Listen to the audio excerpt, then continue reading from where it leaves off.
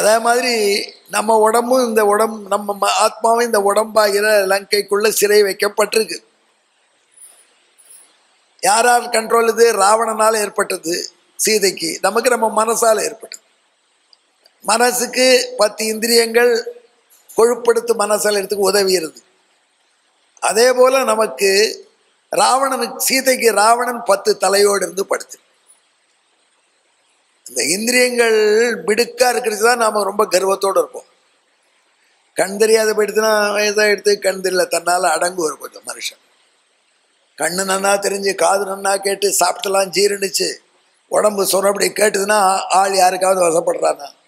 கொழுப்பு மிகுந்து போறது, அடங்கா பிடாரி ஆயிடுறான் மனுஷன்.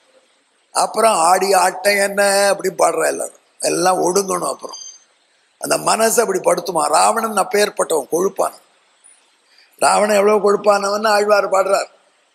தான் போலும் என்றெழுந்தான் தரணியாளன், அது கண்டு தரித்திருப்பான் அரக்கர் தங்கள் கோன் போலும் என்றெழுந்தான், குன்ற மன்ன 20 தோளுடன் துணித்த ஒருவன் கண்டீர், மான் போலும் மென்னோக்கின் செய்யவாயார் மரகதம் போல் மடக்கிளியை கைமேற்கொண்டு தேன் போலும் மென்மழலை பயிற்றும் நாங்கூர் திருத்தெற்றியம்பலத்து என் செங்கண் மாலே. திருநாங்கூர் என்று ஒரு பகுதி, அதில் நாங்கூர் திவ்ய தேசங்கள் அரிசா சொல்றோம். அந்த திருநாங்கூர் திவ்ய தேசங்கள்னு சொல்லக்கூடிய ஆழ்வார் பாட பெற்ற தலங்களில் திருத்தெற்றியம்பலம் ஒரு திவ்ய தேசம். மேடை மாதிரி அந்த மேடையில் பெருமாள் பள்ளி கொண்டிருக்கார். அந்த திருத்தெற்றியம்பல திவ்ய தேசத்தை பாடும்போது ராமபிரான் ஞாபகம் வந்துடுத்து ஆழ்வார். நந்தாந்த ராமன், ராவணன் எப்படி இருந்தான்? தான் போலும் என்றெழுந்தான் தரணியாளன். நம்ம மீது படையெடுத்து ஒரு ராஜா வருதா, ராமன் லட்சுமணன் லங்கையை நோக்கி படையெடுக்கிறார்கள். தான் போலும் என்றெழுந்தான் தரணியாளன், அது கண்டு தரித்திருப்பான் அரக்கர் தங்கள் கோன் போலும், அதை கண்டு பயப்படுவானா ராட்சச ராஜா என்று எழுந்தான் அப்படின்னு சண்டைக்கு வந்தான். அவன் பாட்டனார் சொன்னார், மால்யவான அவன் அம்மானுடைய அப்பா. தாத்தா சொல்ற அம்மப்பா சொன்னார், வேற அம்மப்பா அப்பப்பா சொல்ற. சம்ஸ்கிருதமான மாதா மகன் பிதாமகன் சொல்ற, தமிழ்ல தாத்தா தான் எல்லாம். ஆனா இப்ப இந்த காலத்துல சிலோன்ல இருந்து இம்போர்ட் பண்ணி வச்சிருக்க அம்மப்பா. ராவணனுடைய அம்மப்பா சொன்னான், மால்யவான்னு பேர். அவன் பெரிய ராட்சசன். அவன் சொன்னான், வேண்டா சமுத்திரத்தில் அணை கட்டி வந்துட்டான்டா மனுஷன், உன் காலம் முடிஞ்சு போறது, பேசாம சீதையை கொடுத்து ராஜி பண்ணிக்கோன்னு சொன்னான். என்னையா சொல்ற போய் ராஜி பண்ணிக்க சொல்லி? என்னையா ராமனை நமஸ்காரம் பண்ண சொல்ற? நான் 2ஆ உடைஞ்சாலும் உடைவேன், வளைய மாட்டேன். திதா பஜ்யேயம் அப்பேவம் நான் நமேயம் து கஸ்யசித்து. இலங்கை அரக்கர் முருடு அப்படின்னு ஆழ்வார் பாடுவார், முரட்டம். நான் 2ஆ உடைஞ்சாலும் உடைவேன், ஆனா வளைய மாட்டேன், வளைஞ்சு நமஸ்காரம் பண்ண மாட்டேன். அதுதான் ஆழ்வார் பாடுறா. அது கண்டு தரித்திருப்பான் அரக்கர் தங்கள் கோன் போலும் என்று எழுந்தான். அவன் எழுந்தா அவனுக்கு குன்றமன்ன 20 தோல், 20 தோல் இருக்கும். முன்ன 2 தோலை வச்சுன்னு என்ன பாடுபடுத்து. அந்த 20 தோலையும் தன்னுடைய பானங்களால கட் பண்ணி போட்ட எம்பெருமான். அவன் இருக்கிற ஊர் திருத்தெற்றியம்பலம். அதான் திருத்தெற்றியம்பலம் எப்பேற்பட்ட அழகான ஊர் தெரியுமா? அங்க பெண்கள்லாம் ரொம்ப அழகு. அந்த பெண்கள்லாம் மான் மாதிரி மருளை பார்ப்பா. அவ கையில கிளியை வச்சுட்டு இருப்பா. அந்த கிளி மரகதம் மாதிரி இருக்கும். அந்த கிளிக்கு மழலை சொல்லிக்கிட்டு ரங்கா ரங்கான்னு சொல்லுன்னு. அந்த கிளிகள் அந்த மழலையில ரங்கான்னு சொல்லும். அப்படிப்பட்ட கிளிகளை ஏந்தி கொண்டு இந்த பெண்கள் உலாவக்கூடிய அழகான வீதியை உடைய திருத்தெற்றியம்பலம். நியாயமா இருக்கு. இந்த பாட்டுல பாதி பாட்டு பெருமாளுக்கு, பாதி பாட்டு திருத்தெற்றியம்பலம் இருக்கக்கூடிய அழகிகளுக்கு. இப்படியா பாடுவார் ஆழ்வார். என்ன சுவாமி பகவானை பத்தி பாட சொன்னா, திருச்சிற்றம்பலத்தில் லேடிஸ் ரொம்ப அழகு, அவளுடைய குரல் ரொம்ப இனிமையா இருக்கும், கண் பார்வை அப்படியே மான் போல் இருக்கும். இதெல்லாம் சொல்றாரு ஆழ்வார். என்ன சுக்ரீவன் மாதிரி பாடுறாரு, சுக்ரீவனா வாலி அந்த மாதிரி பாட்டு போயிடுறாரு திடீர்னு கேட்டா. ஆழ்வாருடைய மனநிலை வேற. அவரை பொறுத்த மட்டும் அந்த ஊர் பகவான் இருக்கிற சன்னதியில் உள்ள எல்லாமே அவருக்கு வணங்க வேண்டிய விஷயம். அதுக்காக பாடு. தான் போலும் என்றெழுந்தான் தரணியாளன், அது கண்டு தரித்திருப்பான் அரக்கர் தங்கள் கோன் போலும் என்றெழுந்தான், குன்றமன்ன 20 தோளும் துணித்த ஒருவன் கண்டீர், 20 தோளுடன் துணித்த ஒருவன் கண்டீர். மான் போலும் மென்னோக்கின் செய்யவாயார் மரகதம் போல் மடக்கிளியை கைமேற்கொண்டு தேன் போலும் மென் மடலை பயிற்றும் நாங்கூர் திருத்தற்றி அம்பலத்து என் செங்கண்மாலே. இந்த பாட்டிலேருந்து நமக்கு ஒன்று புரியுறது, ராவணனுடைய அகங்காரத்தை ஆழ்வார் எப்படி கிராஃபிக்கலாக டிஸ்கிரைப் பண்ணியிருக்கார். அப்படிப்பட்ட அகங்காரமுடைய ராவணன், அவனுக்கு இந்திரியங்கள், ஞானேந்திரியங்கள், கர்மேந்திரியங்கள் என்று துணை. ராவணனுடைய அகங்காரத்தை இன்னொரு விஷயத்துல மகாகவி சொல்ற, ஸ்காந்த புராணத்தில் இருக்கு. அதை வைத்து முராரி மகாகவி சொல்றான் அனர்கராகவங்கிற சான்ஸ்கிரிட் டிராமால. மானாத்மா தஸ்வாம் கிலோத்கிருத்ய தாவத் மூர்தஸ்ரேணி மேகசேஷோத்தமங்கா. இப்பெல்லாம் இந்த காலத்துல சொல்ற உபன்யாசங்கள் சொல்ல மாட்டேன் இந்த புஸ்தகம் எல்லாம். ஒரு காலம் எங்களோட போனதோ போச்சோ, நான் தான் பாக்கி அந்த ஜெனரல் இருக்கேன்னு நினைக்கிறேன். ஸ்ரீமர்தாங்கே வஞ்சயித்வா முகேன பிரீத சம்போ ஏகபாதே பபாதா. ராவணன் தவம் பண்ணினான், பரமசிவன் வரணும்னு. பரசிவன் கண் முன்னாடி வரல, அதனால காணிக்கை கொடுத்தான். தன் தலையை வெட்டியே போட்டான். அங்கிரியில போடலாம், அவனுக்கு தான் 10 இருக்க சர்ப்ளஸ் இருக்கும் இல்லையோ. நாம்பளும் என்ன பண்றோம், வெங்கடாஜலபதி முடியை வெட்டி போடுறோம், போட்டோம்னா மறுபடியும் வளரும். ராவணன் போட்டான் தைரியமா. 1 போச்சுன்னா 9 இருக்குன்னா ஒரு தலை அக்னியில போட்டான். ருத்ரா யஸ்வாஹா. பரமேஸ்வரன் வரல. 2வது தலையை வெட்டி போட்டான், எதுக்க வரல. 9வது தலையை வெட்டிவிட்டான். அவர் சீக்கிரம் வரக்கூடியவர் அன்னைக்கு மெல்ல கொஞ்சம் டிலே பண்ணி பார்த்தார். 9வது தலை முடிஞ்ச உடனே சரி அப்படின்னு 10வது தலையே வெட்ட போறான். டப்புன்னு எதிர்ப்பு வந்துட்டான். நிறுத்து, இப்படி யார் தலையே அறுத்து எனக்கு சமர்ப்பிச்சிருக்கா? நீ ஒருத்தன் தான் கொடுத்துருக்கா. அதில் இனிமேல் உன் தலையை வெட்ட முளைக்கும். அது வேற மரம் கொடுத்துரும். டக்கு சந்தோஷத்தில் கொடுத்துட்டார். அதனுடைய பின் விளைவு எவ்வளோ ப்ராப்ளம் கொடுத்துட்டார் ஆனந்தத்தில். அந்த வரத்தை வாங்கிட்டான். பரமேஸ்வரன் நன்றி செலுத்தணும், நமஸ்காரம் பண்ணினான். 10 தலையும் வந்துடுத்து, முளைச்சி கொடுத்து. எதிர்க்க பரமசிவன் நிற்கிறார். அப்படி நமஸ்காரம் பண்ணினான். வலது பக்கம், பரமசிவனுடைய வலது கால் பக்கம் ஒரு 5 தலையை கீழே வச்சான். இடது கால் பக்கத்தில் உள்ள தலையை அப்படி தூக்கிவிட்டான். அந்த தலையை கீழே வைக்கல. 5 தலை இங்க இருக்கு, பரமசிவனுடைய வலது கால் பணியறது. 5 தலை இடது கால் பக்கத்தான விழணும், விழலை. அப்படி தூக்கி செட் ஸ்கொயர் மாதிரி இருந்தது. பார்வதி கேட்டா, ஏன் இப்படி நமஸ்காரம் பண்றான் இந்த பிள்ளையாண்டா? அதிசயமா இருக்கே, புதிய நமஸ்காரமா இருக்கே என்று தேவி கேட்டா பரமசிவனை. இந்த கதை கேட்டிருக்கலாம் நீங்க. பரமசிவன் சொன்னார், அவன் பெண்களை வணங்க மாட்டான். பெண்களை வணங்க மாட்டான்னா அவன் படித்தவன். என்னுடைய இடது பக்கம் பெண், அர்த்தநாரீஸ்வரன் தானா. வரதனுதையா வாமோ பாக சிவஸ்ய விவர்த்ததே. அறிவை எடப்பால் கொண்டான். அதனால என்னுடைய இடது பக்கம் நீ. அதில் என்ன பண்ணுவான், என்னுடைய இடது பக்கத்தை வணங்க மாட்டான். பெண்களை வணங்க மாட்டான். பெண்கள் அவனுக்கு போக பொருள்கள். பெண்கள் அவனுக்கு ஒரு இதயம் உள்ள ஜந்துக்களே கிடையாது. அவன் உடம்புல அப்படி ஜீன்ஸ் அப்படி இருக்கு, அதனால இப்படி வணங்குறான் அப்படின்னு பரமேஸ்வரன் சொன்னாராம். பெண்களை வணங்கல, ஒரு பெண்ணிடம் இருந்தாலும் பிறந்திருக்கான். தாயை வணங்கணுமா வேண்டாமா?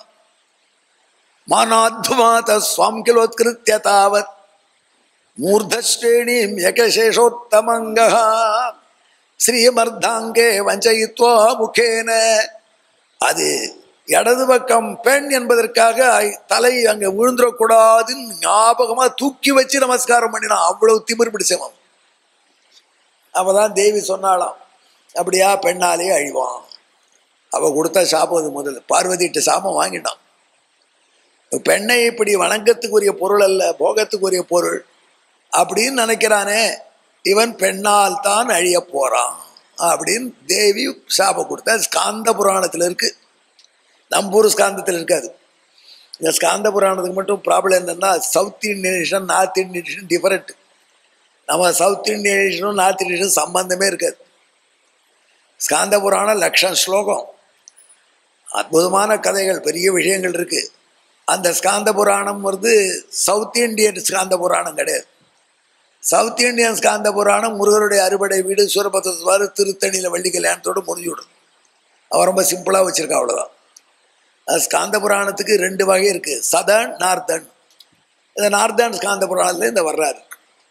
ஏன்னா நீங்கள் நாளைக்கு ஸ்காந்த புராணத்தில் போய் தேடி கருணாரம் புளிக்கிட்டாலும் நினைக்கப்படாது. அதுக்காக சொல்கிறேன். மானாத்மாத ஸ்வாம் கிலோத்கிருத்திய தாவத் மூர்தஸ்ரேணி யகசேஷோத்தமங்கா ஸ்ரீமர்தாங்கே வஞ்சயித்வா முகேன பிரீதம்போ ரேகபாதே பபாத. அப்போ ஏற்பட திமிர் பிடிச்ச ராவணன். அந்த ராவணனை நம்ம மனஸ்தான் அந்த ராவணன் திமிர் பிடிச்சது. அந்த ராவணன் சீரலை வச்ச மாதிரி சீதையாகிற நம்மை நம்ம உடலாகிற எங்கேயும் சிறை வச்சிருக்கான். அப்புறம் மனசில் இருக்கக்கூடிய காமக்ரோதங்களால நம்ம அகங்கார மமக்காரம் தான் ராவண கும்பகர்ணர்கள். அந்த அகங்கார மமகாரத்திலையும் தோன்றக்கூடியதான் காமம், குரோதம், லோபம், மோகம், மதம், மாத்சரியம், டம்பம். இதுக்கு நடுவில் நாம் கட்டப்படுறோம். இந்த உடம்புல உட்காந்து என் பெருமானை விட்டு பிரிஞ்சிட்டோமே, மீண்டும் அவனோட சேர்ந்தா இந்த கட்டமெல்லாம் போயிடுமே, இந்த சிறைச்சாலிருந்து விடுதலை கிடைக்குமே, எப்படி கிடைக்கும் அப்படின்னு தவித்துட்டு இருக்கோம். தர்போதக்ரதேந்திரியான மனோ நக்தஞ்சராதிஷ்டிதே தேகேஸ்மின் பவ சிந்துனா பரிவிருதே தினம் தசாம் அஸ்திதா. ரொம்ப கொடுமையான நிலை. அப்போ பக்கத்தில் ராட்சசிகள்லாம் இருக்கு. அதெல்லாம் என்ன சொல்றது, இந்த லோகத்தில் சந்தோஷமாயிரு, கணவனா பாத்திவிருத்தியமான கற்பான், அதெல்லாம் ஒன்று லாய்க்கில்லை அப்படிங்கிறது. அப்படி தான் நம்ம சுற்றில நிறைய பேர் ஃப்ரெண்ட்ஸ் அட்வைஸ் பண்ணுறா. ராமாயண உபன்யாசம் கேட்க போகலான்னா 50 வயதுக்கு அப்புறம் போகலாம், இப்போ எதுக்கடா போகிறேன்னு. மணிவண்ணன் வர ஒருத்தர் தான், அதனால கூட ரிட்டையர்டானோ கேட்கலாம் ராமாயணத்துக்கு முன்னாடி கேட்டால் ராமாயணம் சரிப்படும். அந்த மாதிரி நாம் சுற்றியில் இருக்கிறோம் மிஸ்லீட் பண்ணியே பகவானை விட்டு நம்ம பிரிப்பா. அந்த ராட்சசிகளை எப்படி தான் ராவணனை கல்யாணம் பண்ணிக்கோ, ராமனை விட்டுடு அப்படின்னு சீதைக்கு அட்வைஸ் பண்ணிட்டே இருந்தது. அதுக்கு நல்ல சீதை தவிக்கிறா, வழிகாட்டவா இல்லையா, எம்பெருமான் அருள் நமக்கு எப்போ கிடைக்கும், கிடைக்காதா, இப்படியே சீரியலை மடிஞ்சிருவேனா அப்படின்னு அவ தவிக்கிறா. இந்த நிலையில் அத்தியத்வே சுந்தரகாண்டம் வந்துடுத்து. ஹனுமத் சமேத குருணா பிரக்யாபிதார்த்த புமான். ஆஞ்சநேயர் சீதையை தேடிண்டு வந்தார். ராமதூதனாக வந்தாள். ஆச்சாரியர்கள்லாம் பகவானுடைய தூதர்கள். அப்படி வரா வந்து இந்த தவிக்கிற சம்சாரத்தில் தவிக்கிற ஜீவாத்மாவை பார்த்து, உனக்காகத்தான் பகவான் காத்துட்டு இருக்கான், நீ பயப்படாத, சரணமடை, அவனை நான் கொண்டு வந்து இங்கே கொண்டு வர உன்னோட சேர்க்கிறேன் என்று ஆச்சாரியர்கள் அனுகிரகம் பண்ணுவது போல ஆஞ்சநேயர் சீதைக்கு அருள் வாழ்வு கொடுத்தார்.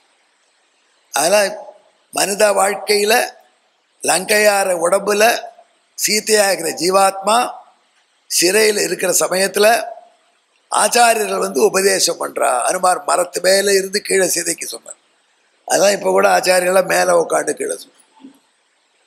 ஆச்சாரியால் கீழே உட்காந்து சிஷ்யால் மேலே உட்கார்றது இல்லை. காலேஜில் அப்படி தான் ஸ்டூடெண்ட்ஸ்லாம் உட்காந்துருப்பார், ப்ரொஃபஸர் நின்று பாடம் எடுப்பார். உபன்யாசங்கள் அப்படி பண்ணணுங்கிற இப்போ தியேட்டர் ஸ்டைல் அப்படிங்கிற. அப்படி இல்லாமல் சீதாதேவி கீழே இருக்க மரத்தின் மேலிருந்து ஆஞ்சநேயர் ராமாயணம் சொன்னார். அது கேட்டு சீதை அமைதி பெற்றாள். அப்புறம் சீதைக்கு எல்லாம் நல்லது. அதுதான் இதுதான் வாழ்க்கையில் சுந்தரமான நிகழ்ச்சி. உங்கள் வாழ்க்கையில் 24 ஹவர்ஸில் இந்த 6 to 7:30 இருக்கே, இதை 5 நாள், இதுதான் உங்களுக்கு மிக சுந்தரமான. ஏன்னா ஆச்சாரியால்கிட்ட நல்ல விஷயம் கேட்டு எந்த வேளையில் சத்விஷயம் கேட்குறீங்களோ அதுதான் சுந்தரமான வாழ்க்கை. எந்த டிப்பா டுப்பாலாம் கேட்குறீங்களோ அதை விட அசுந்தரமான அசிங்கமான வாழ்க்கை கிடையாது. ஆனால் வாழ்க்கையே சுந்தரமாக்கக்கூடிய வரலாறு இந்த ஆச்சாரியன் தேர்வு உபதேசம் வாங்கிக்கிற கட்டம். ஆச்சாரியவான் புருஷோ வேதா என்று சாந்தோகபுரிடம் சொல்றது. இன்னைக்கு நேற்று விஷயம் அது. அப்பேற்பட்ட ஆச்சாரியராக ஆஞ்சநேயரும் ராமனாகிற பகவான் விட்டு பிரிந்த சீதையாகிற ஜீவாத்மாவை சேர்த்து வைக்கிற நிகழ்ச்சியை சொல்றது தான் நம்ம வாழ்க்கை பயணத்தில் ரொம்ப முக்கியம். அந்த அழகான விஷயத்தை சொல்ற காண்டமாக இதை வச்சதுனால வால்மீகியே இதில் ஈடுபட்டு ரசித்து சுந்தர காண்டம் பெயர் வச்சு. என்பதான் 6 காரணம் சொன்னேன். 6 காரணம். விப்ரலம்ப சிங்காரம், சுந்தரமான கவிதை, நஷ்டதிரவிய லாபம், ராமனுடைய அழகை வர்ணிக்கிறது, சுந்தரனுடைய அனுமாருடைய விஜயத்தை சொல்வது, ராமாயணத்துடைய சுந்தரமான நிகழ்ச்சியை. சரி, இப்போ நாம் ராமாயணத்துடைய இந்த விஷயத்தெல்லாம் ரசித்து தான் திலக்கர்னு ஒருத்தர் ராமாயணத்துக்கு அவ்வளோ பேர் வியாக்கியானம் எழுதி. எத்தனை நாள் எல்லாம் ஓல்டு லிட்ரேச்சர். அதுக்கு மகேஸ்வர தீர்த்தர்னு பெரிய வியாக்கியானம் பண்ணியிருக்கார். 24,000 ஸ்லோகத்துக்கு கமெண்ட் எழுதுறாங்க. எவ்வளோ பாடுபட்டிருப்பான். 24,000 ஸ்லோகத்துக்கு வியாக்கியானம் எழுதுகிறார் மகேஸ்வர தீர்த்தர். திலக்கர் என்று இன்னொரு மகான். அதே மாதிரி கோவிந்தராஜர் அப்படின்னு ஒரு ஆச்சாரியர். உட்டாலி அப்படின்னு நார்த் இந்தியாவில் ரொம்ப ஃபேமஸ். அவருடைய கமெண்ட்ரியை பற்றி நமக்கு குறிப்பு பட்டருடைய ராமாயணத்தில் தான் பட்டர் சொன்னதாக வருது, அவ்வளோதான். திருவாய்மொழி வியாக்கியானத்தில் பட்டர் உட்டாலி இப்படி சொல்லியிருக்காருன்னு சொன்னார்னு எடுக்கிறார். அந்த உட்டாலி புஸ்தமே கிடைக்கல. ஒரு 50 வருஷத்துக்கு முன்னாடி கிடச்சி விட்டு ஏதோ ஓலை சொல்லி பிடிச்சி எடுத்துட்டான். உட்டாலி பிரமாதமாக கமெண்ட்ரி எழுதியிருக்கான். அந்த உட்டாலி கமெண்ட்ரி 1000 வருஷத்துக்கு முன்னாடியே சவுத் இந்தியாவில் பட்டருக்கே கிடச்சிருக்கு.